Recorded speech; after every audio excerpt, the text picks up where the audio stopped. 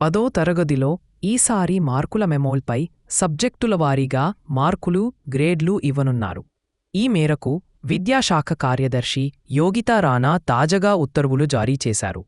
ఈ నెల 8న పాఠశాల విద్యాశాఖ నుంచి ప్రతిపాదన పంపగా దాదాపు 20 రోజులకు నిర్ణయం తీసుకుని ఉత్తర్వులు ఇచ్చారు. ఇంతవరకు 10వ తరగతిలో సబ్జెక్టుల వారీగా గ్రేడ్లతో పాటు క్యూములేటివ్ గ్రేడింగ్ పాయింట్ యావరేజ్ ఇచ్చేవారు. ఇక నుంచి సబ్జెక్టుల వారీగా మార్కులు, గ్రేడ్లు ఇస్తారు. జీపీఏ అనేది ఇవ్వరు. మార్కుల మెమోల్పై సబ్జెక్టుల వారీగా రాత పరీక్షలు, అంతర్గత పరీక్షల మార్కులు, మొత్తం మార్కులు, గ్రేడు పొందుపరుస్తారు. చివరగా విద్యార్థి పాసయ్యారా, ఫెయిల్ అయ్యారా అనేది ఇస్తారు. ఇంకా బోధనేతర కార్యక్రమాలలో విద్యార్థులకు గ్రేడ్లు ఇస్తారు.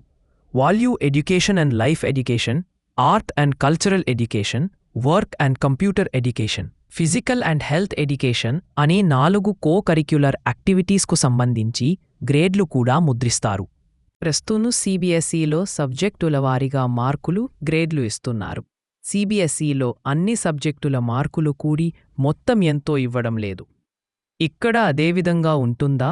అందుకు భిన్నంగా మొత్తం మార్కులు పొందుపరుస్తారా అనేది తేలాల్సి ఉంది. 10వ తరగతిలో మార్కులు మెమోలు ఎలా ఉండాలన్న విషయమై ఇప్పుడు స్పష్టత ఇచ్చడంతో ఫలితాల విడుదలకు అడ్డంకి తొలగిపోయింది. 2-3 రోజుల్లో విడుదల చేసే అవకాశముంది. ఇంతవరకు పాఠశాల విద్యాశాఖ సంచాలకుడిగా ఉన్న ఈవి నరసింహారెడ్డి బదిలీ అయ్యారు. ఆ స్థానంలో ఇంకా ఎవరినీ నియమించలేదు.